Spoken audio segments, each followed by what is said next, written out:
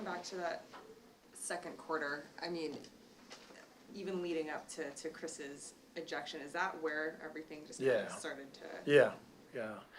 We were pretty good the first 8 minutes of the game. Ball was moving, and we were getting good looks, and energy was good. And the fouling in late in the first quarter really hurt us, mid to late. I think they shot 13 free throws in the first quarter, which put us on pace to give up 52, which is exactly what we gave up. So we just foul.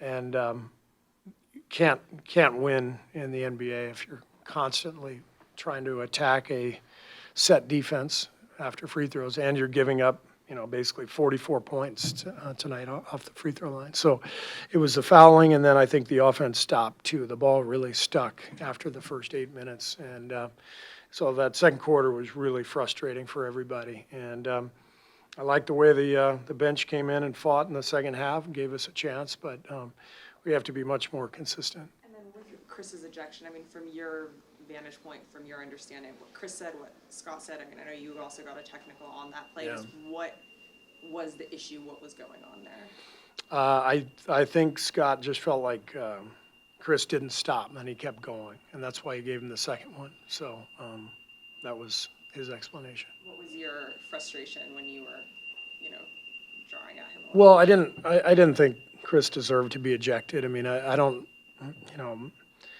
the first tech, absolutely, but I thought the second one was unnecessary. I mean, everybody gets frustrated out there, and but that's up to the official.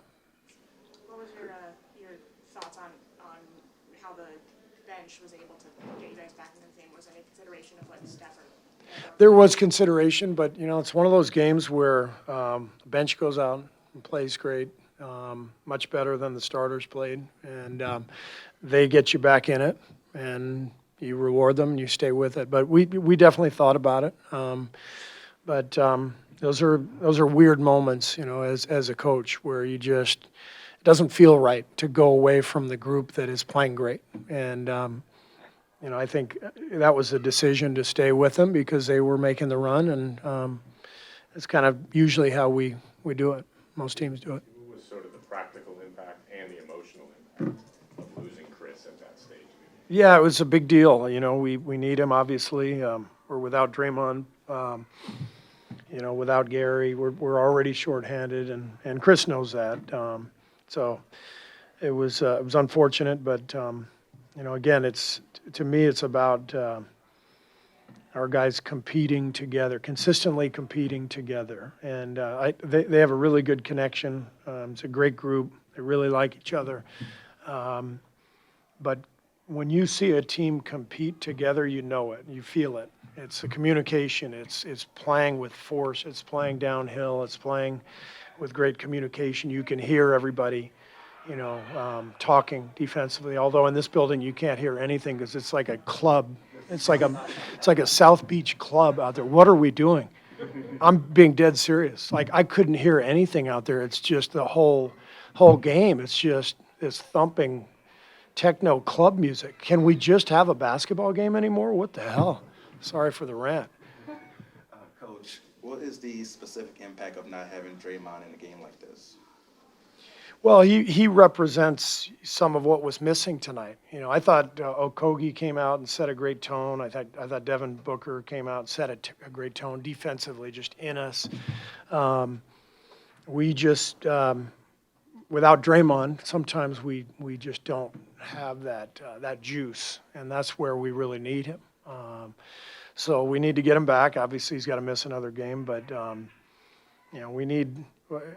I can see the blueprint for this team. I think we can be a really good team, and I see it. I know what it is, but it starts with us competing together and feeling that energy that comes when a group really is connected and competing and not caring about anything other than winning. As you know, and as quickly came up on social media tonight, Chris has history with Scott, and Scott's got some history with you guys in the playoffs and Sean Livingston and all that. Are you worried all that was part of that? Does that enter your mind when something like this happens? Not really. I mean, I'm thinking about everything else. during the game. So I'm aware of that, but it wasn't something that I gave much thought to. You said that you see the potential for this team Mm-hmm. or what they can be, but and historically, I mean, your starting five has just been Yeah. one of the best five-man Right. units in this game. Why do you think that the starting five have been struggling a little bit more this year? Is it just the connection and feeling out the chemistry, or is there something a little bit more to it? I wish I knew. It didn't help that Draymond missed camp, with the injury. But that group just hasn't clicked yet, and that's part of the blueprint. That group has to click. It's been the best five-man unit in the league the last 2 years, analytically and on tape. I mean, it shows. There's a connection. There's a lot of ball movement. Everybody understands their roles. So that group has to click, and once that group does, then I love the guys we have on the bench. I love the potential to put together some combinations that really click. So yeah, I think we can be really good. But that first group needs to set a tone and find their rhythm. You talked at length about Klay the other night after his first 20-point game. He obviously comes back with another good shooting game. Yeah. How significant is that to you to see it twice in a row? And it looked like he only forced maybe one. It looked like his shots were mostly, as you talked about the other night, more in rhythm tonight. Yeah, I'm not worried about Klay's shot at all. I mean, he's one of the great shooters of all time, and he historically starts seasons out slowly and then picks it up. And you can see he's finding his rhythm, so he's going to be fine. But he's part of that group that we got to see a greater connection. We got to see an energy and a group communication and a group sort of force. And right now it just feels like we're disconnected, and we got to find that connection. When you say that, I'm sorry, go ahead. No, go ahead, Rob. When you talk about the lack of connection, is that not just offensive, but I mean, in the second quarter, that looked like 3 or 4 times the Suns got right down the lane, That's my point. and you got mad. It looked like Yeah. you won. Yeah. Yeah, and we made some mistakes on the game plan as well. Got to know personnel. We got to know who we're closing out to. But that's the connection I'm talking about. If a team is really connected, somebody misses an assignment, somebody else goes over and yells at them, and that there's an energy. There's a let's get this done, and I don't see that right now.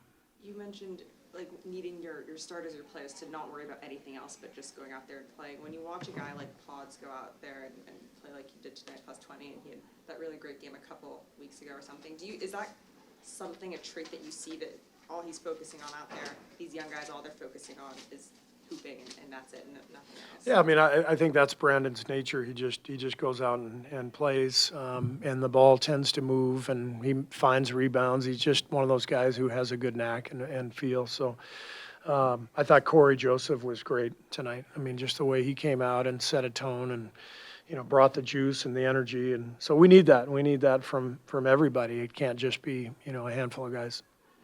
For Dario, it's still a welcome back game for him too. So besides Chris, so do you feel like with him coming in and establishing that inside presence and that basically galvanize your bench as well? Dario's great, fantastic player. We're lucky to have him. He got in the foul trouble early, that hurt us, but he was great. That's why we kept him out there the whole second half, and he can really play. So he's going to play a big role for us this year. Thank you. Thanks.